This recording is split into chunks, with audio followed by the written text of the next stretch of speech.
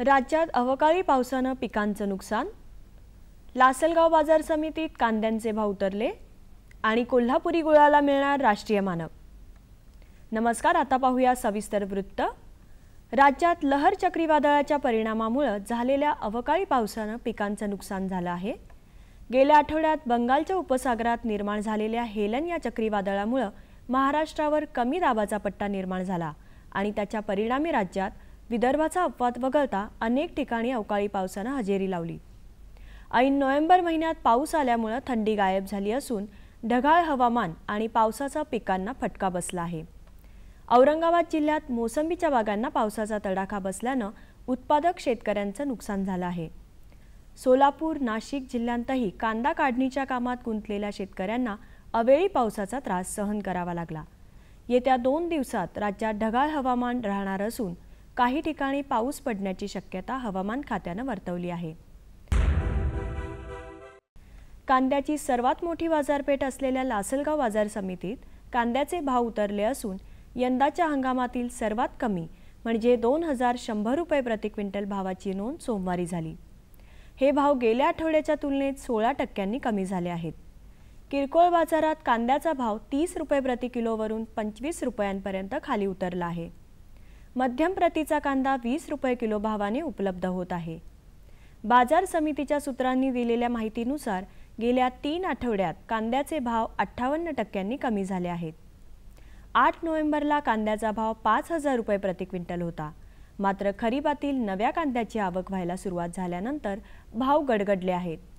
सध्या लासलगाव बाजार समितीत दर दिवसाला 10,000 क्विंटल कांद्याची आवक होत आहे। पुढील 2 आठवड्यात ही आवक आणखी वाढून 15,000 क्विंटलवर जाण्याची अपेक्षा आहे। त्यामुळे आठवड्याभरात कांद्याचे भाव आणखी उतरून 1800 रुपये क्विंटलपर्यंत येण्याची शक्यता आहे। कोल्हापूर जिल्ह्यात तयार होणाऱ्या गुळाला नुकतंच जिओग्राफिकल इंडिकेशन मिळालं आहे। यामुळे कोल्हापुरी गुळाच्या नावाखाली विकल्या जाणाऱ्या बनावट गुळाला पायबंद बसणार आहे। मध्यंतरी कोल्हापुरी गुळ या नावाने जिल्ह्याच्या बाहेर तयार झालेला गुळ विकला जात असल्याचं निदर्शनास आलं होतं। या पार्श्वभूमीवर कोल्हापूर बाजार समितीनं कोल्हापुरी गुळाला ट्रेडमार्क मिळावा यासाठी controller general of patent designs and trademark यांच्याकडे प्रस्ताव पाठवला होता। हा प्रस्ताव पाठवताना राजर्षी शाहू महाराजांनी 1885 मध्ये गुजरात बाजारपेठेत गुळ पाठवल्याचा दस्त पाठवला होता। 2 वर्षांपूर्वी म्हणजे 2011 मध्ये पाठवलेल्या या प्रस्तावाला नुकतीच मान्यता मिळाली आहे। केंद्र सरकार पुरस्कृत वैरण विकास योजनेअंतर्गत 8000 हेक्टरवर चारा पिकं घेतली जात आहेत। पशुसंवर्धन उपायुक्त कार्यालयातर्फे ही योजना राबवण्यात येत असून योजनेतून नगर जिल्ह्यातील 19,991 शेतकऱ्यांना 40,69,000 रुपयांचं बियाणे वाटप करण्यात आलं आहे। मालदांडी ज्वारी व मका ही पिके घेतली जाणार असून त्यातून 3,38,000 टन चारा उपलब्ध होणं अपेक्षित आहे। पशुसंवर्धन उपायुक्त कार्यालयाअंतर्गत दरवर्षी या प्रकल्पाअंतर्गत चारा उत्पादन घेणाऱ्या शेतकऱ्यांना केंद्राच्या 75% तर राज्याच्या 25% निधीतून अनुदान दिले जाते। प्रत्येकी 1 एकराच्या नियोजनानुसार मक्याचं 4 किलो तर ज्वारीचं 5 किलो बियाणं दिलं जातं। विशेष घटक योजनेतून प्रत्येक तालुक्यात 62 शेतकऱ्यांसाठी 310 किलो तर ज्वारीच्या 200 लाभार्थ्यांना 800 किलो बियाणं देण्यात आलं आहे। कांदा पिकावर फुलकिडे व करपा रोग येण्याची शक्यता आहे। फुलकिड्यांच्या नियंत्रणासाठी प्रोफेनोफॉस 10 मिली किंवा सायपरमेथ्रिन 25%, प्रवाही 5 मिली किंवा कार्बोसल्फान 10 मिली प्रति 10 लिटर पाण्यात मिसळून 15 दिवसाच्या अंतराने आलटून पालटून फवारणी करावी। करपा रोगाच्या नियंत्रणासाठी मँकोझेब 0.25% किंवा कार्बेंडेन्झिम 0.1% किंवा क्लोरोथेलोनिल 0.25% यांच्या 4 फवारण्या 15 दिवसाच्या अंतराने कराव्यात।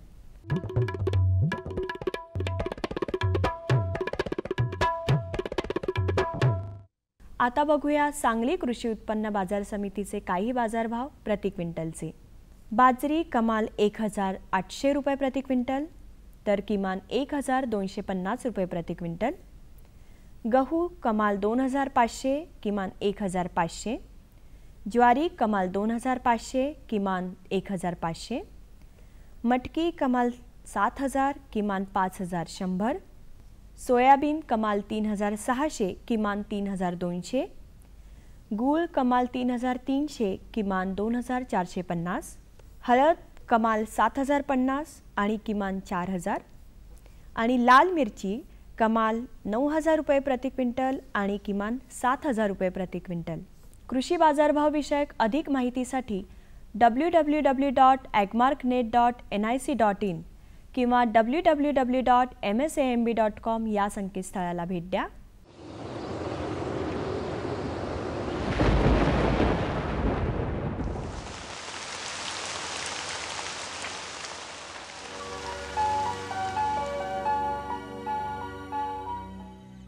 कोकण, मध्य महाराष्ट्र व मराठवाड्यात तुरळक ठिकाणी पाऊस पडण्याची शक्यता आहे.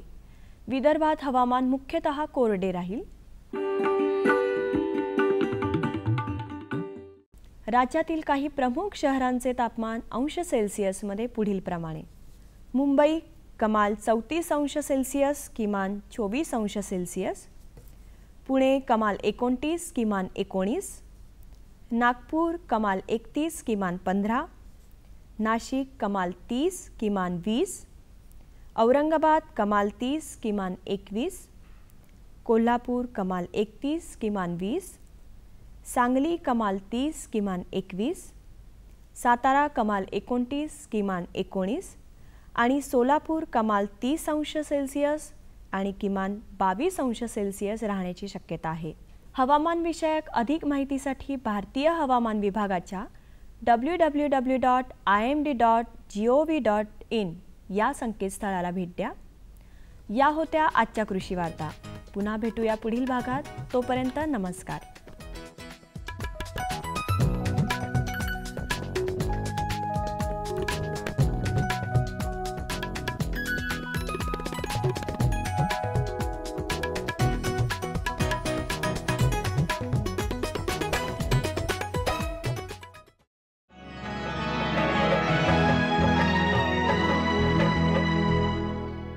हे घे, आणखी सांग. बस. अरे हे काय भाऊ, इतकं कमी रासायनिक खत? शेती सोडली आहेस का? शेती नाही, नादानपणा सोडतोय. मातीचं परीक्षण केलंय. आता तर भाऊ जितकं आवश्यक आहे तितकंच खत शेतात टाकू. शेतकऱ्यांनो, आजच आपल्या जिल्ह्याजवळच्या भूमी परीक्षण प्रयोगशाळेत मातीचं परीक्षण अवश्य करवा आणि मातीची पोषक तत्व, आर्द्रता व रोपांचा विकास बघता केवळ आवश्यकतेनुसारच पोषक तत्व घाला. आणि हो, मातीतलं गंधक, जस्त, बोरॉन सारख्या पोषक तत्वांविषयीही जाणून घ्या. खत आणि जैविक खताच्या योग्य उपयोगानं भूमीचा सकसपणा टिकवून ठेवा, उत्पादकता वाढवा, खर्च कमी करा आणि बहुमोल परकी चलन वाचवण्यातही सहकार्य करा.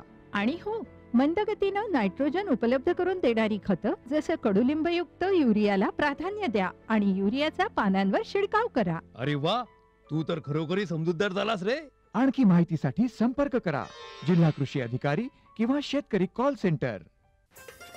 आई, मला खायला दे ना. धीर धर बाळू, अजून डाळ शिजली नाही. चिंता करू नको बाळूची आई, यंदाच्या बारीला डाळ चांगली शिजल. म्हणजे व NFSM द्वारे डाळीचं उत्पादन वाढवण्याची पद्धत करण्यासाठी 1000 भागांची निवड करण्यात आली आणि त्यामध्ये आपल्या भागाचा बी समावेश आहे. त्यांना आमचा काय फायदा हो? आपल्या 5 एकर शेतासाठी लागणारं खत आणि कीटनाशक याशिवाय मिनी किट बी भेटल. पण इतक्या डाळीचं करायचं काय? सरकारनं कडधान्याचं आधारभूत मूल्य खूप वाढवलं आहे आणि त्याच्या खरेदीची पुरी व्यवस्था केली आहे. त्यानं मिळकत बी वाढल. आमचा बाळू एक चांगल्या शाळेत जाऊन शेतीशास्त्रज्ञ बनल.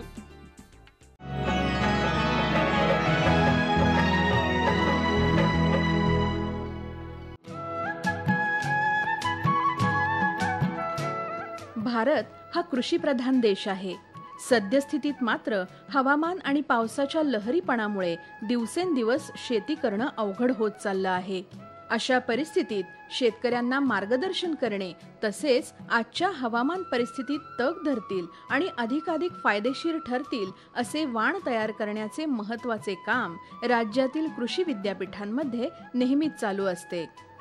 या कृषी विद्यापीठांपैकीच एक असलेल्या शेती आणि शेतकऱ्यांच्या विकासासाठी अखंड काम करणाऱ्या महात्मा फुले कृषी विद्यापीठ राहुरी अंतर्गत विभागीय कृषी संशोधन आणि विस्तार सल्लागार समितीच्या रब्बी आणि उन्हाळी 2013-14च्या बैठकीचं आयोजन विभागीय कृषी संशोधन केंद्र सोलापूर इथे नुकतेच करण्यात आले होते.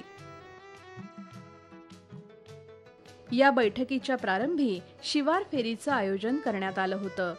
विद्यापीठाचे संशोधन संचालक डॉक्टर राजेंद्र पाटील यांनी विद्यापीठांतर्गत तयार करण्यात आलेल्या विविध वाणांची माहिती त्या वाणांच्या शेताजवळ नेऊन प्रत्यक्ष दिली. या प्रसंगी त्यांनी सांगितलं की जमिनीच्या खोली आणि पोतानुसार विद्यार्थ्यांनी विविध प्रयोग करून वाण तयार केली आहेत आणि त्याचा फायदा शेतकऱ्यांना झाला आहे. सोबतच जलसंवर्धनासाठीही इथे संशोधन चालू असते.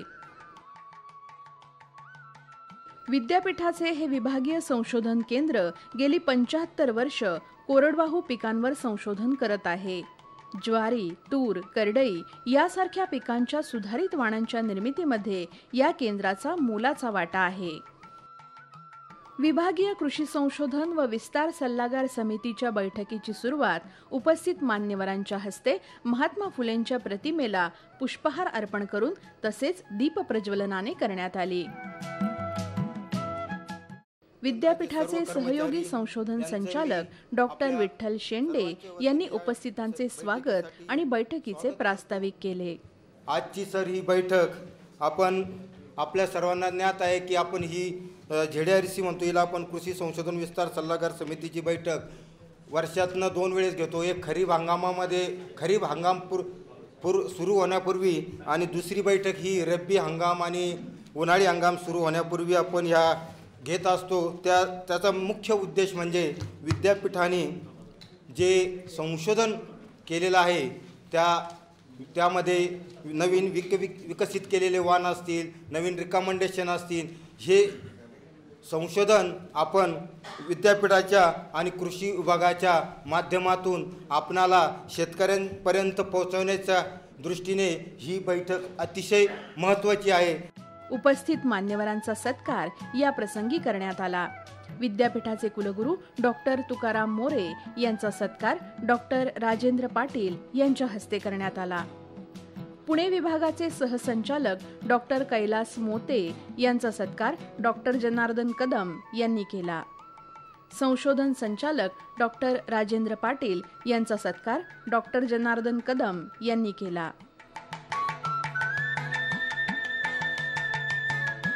विद्यापीठातील विभाग प्रमुख तसेच सातारा, सांगली, कोल्हापूर येथील जिल्हा कृषी अधीक्षक या प्रसंगी उपस्थित होते. या प्रसंगी महात्मा फुले कृषी विद्यापीठ निर्मित श्री सुगी रब्बी या मासिकाचं तसेच विविध घडीपत्रिकांचा मान्यवरांच्या हस्ते प्रकाशन सोहळाही संपन्न झाला.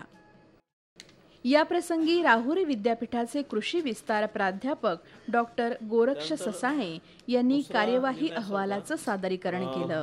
माननीय श्री दांगट साहेब यांनी सूचित केले होते की बीजोत्पादन साखळी दॅट इज सीड चेन तयार करावी व यासाठी सर्व कृषी विद्यापीठे, महाराष्ट्र शासन व बीजोत्पादन संस्था महाबीज यांनी एकत्रित येऊन बीजोत्पादनाचा कार्यक्रम पुढील 5 वर्षासाठी तयार करावा. त्यासाठी पीक पैदासकार यांच्याकडे उपलब्ध असलेल्या बियाणापासून पाठपुरावा करावा. पीक पैदासकारांकडे बियाणे किती उपलब्ध आहे व किती लागणार आहे यानुसार बीजोत्पादनाचे नियोजन करावे. सदरची कार्यवाही करण्यासाठी संशोधन संचालक व गुण नियंत्रण व निविष्ठा महाराष्ट्र राज्य तसेच महाबीज प्रमुख शास्त्रज्ञ बियाणे यांना कळवण्यात आले होते. त्याप्रमाणे कार्यवाही करण्यात आलेली आहे. बियाण्याच्या उपलब्धतेसाठी बियाणे बीजोत्पादन कार्यक्रमाच्या बियाण्याच्या रोलिंग प्लॅन सन 2013-14 ते 2016-17 पर्यंतचा तयार करण्यात आलेला असून सदर आराखड्यानुसार बियाणे उपलब्धतेचे नियोजन करण्यात आलेले आहे. खरीप 2013 मूलभूत, पायाभूत व प्रमाणित बीजोत्पादनाचे अपेक्षित उत्पन्न या कार्यालयाचे पत्र क्रमांक या ठिकाणी नमूद केलेला आहे. त्यानुसार कृषी संचालक निविष्ठा व गुण नियंत्रण कृषी आयुक्तालय महाराष्ट्र राज्यांना कळवण्यात आलेले आहे.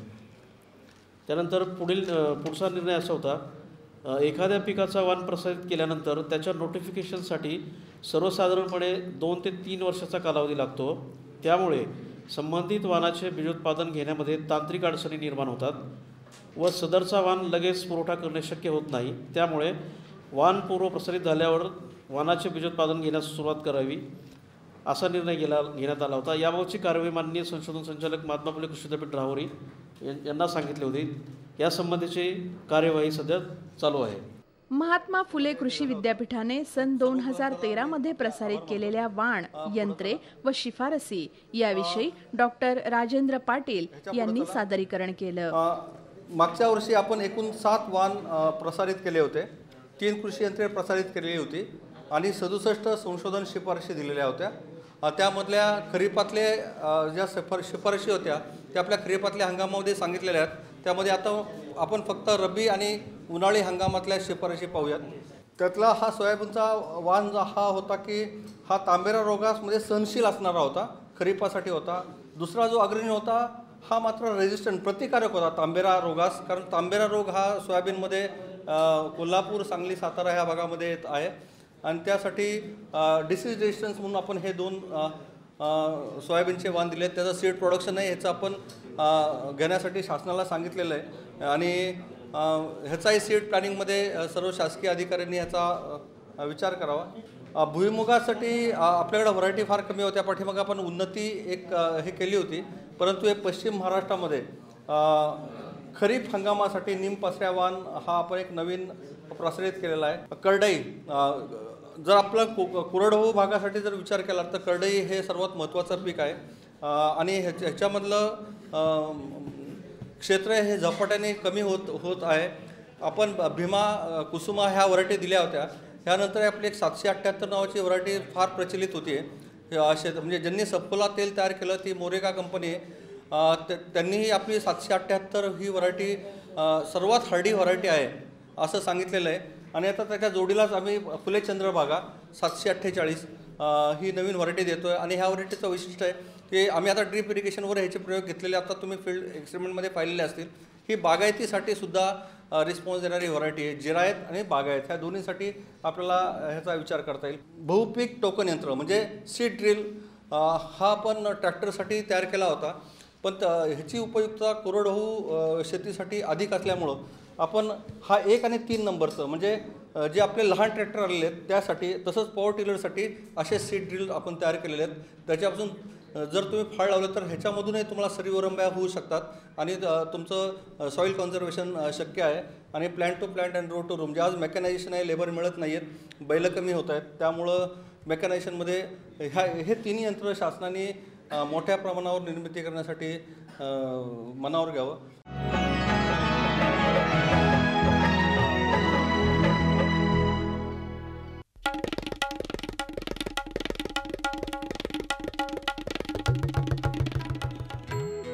मामी, मी शाळेला जाते बरं. शाळेला?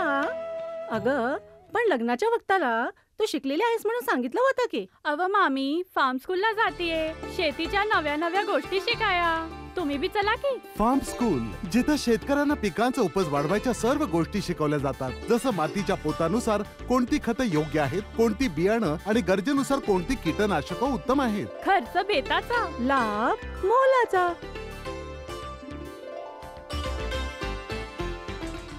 सुगंधाच्या दरवळीमध्ये, स्वादाच्या बहारीमध्ये, प्रगतीच्या डहाळ्यांमध्ये, पसरणाऱ्या हास्यांमध्ये, हिरव्यागार झाडांमध्ये, मोठ्या मोठ्या सौद्यांमध्ये, गोड मधुर गुंजनामध्ये, आनंदाच्या चाहुलीमध्ये. NHM बागवानी मिशन. आमची आकांक्षा आपलं स्मित हास्य.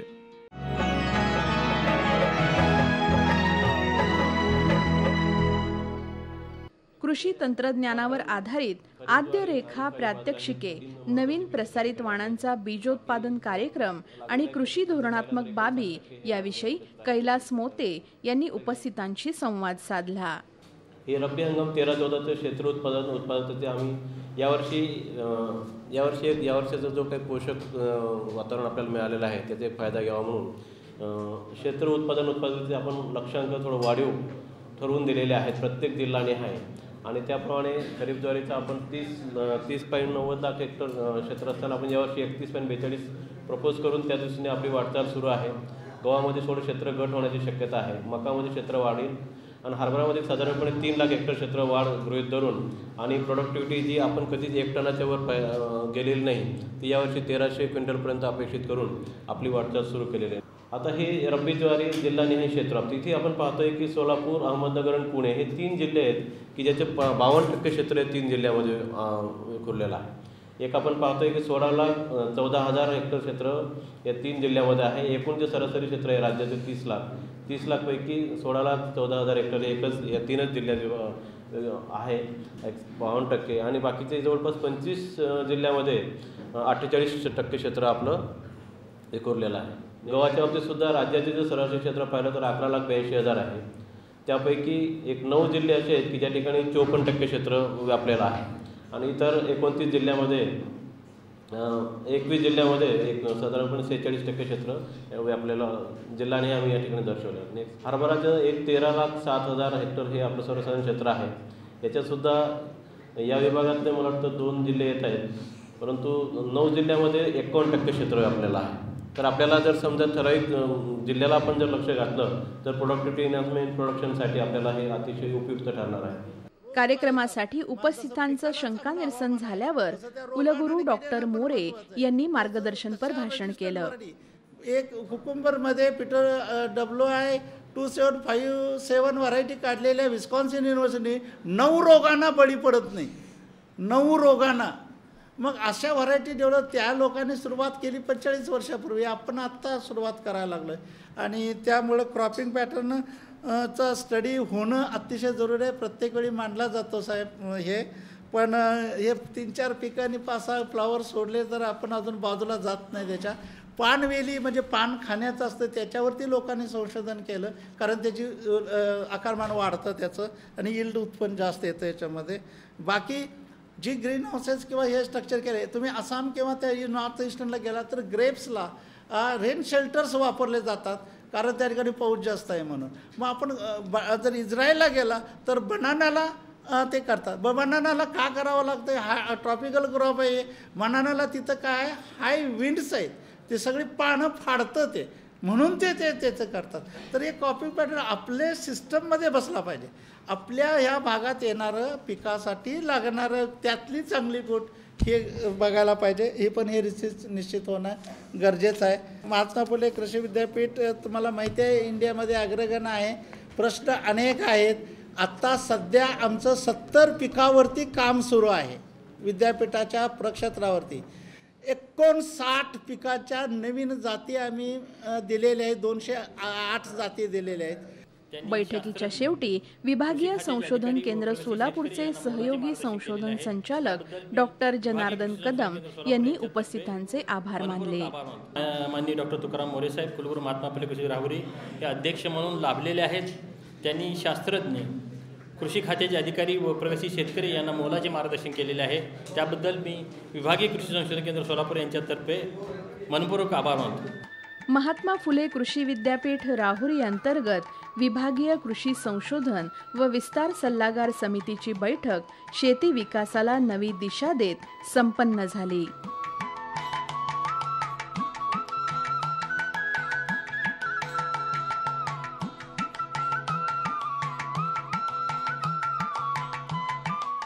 आमचा पत्ता निर्माता कृषी दर्शन, दूरदर्शन केंद्र पुणे.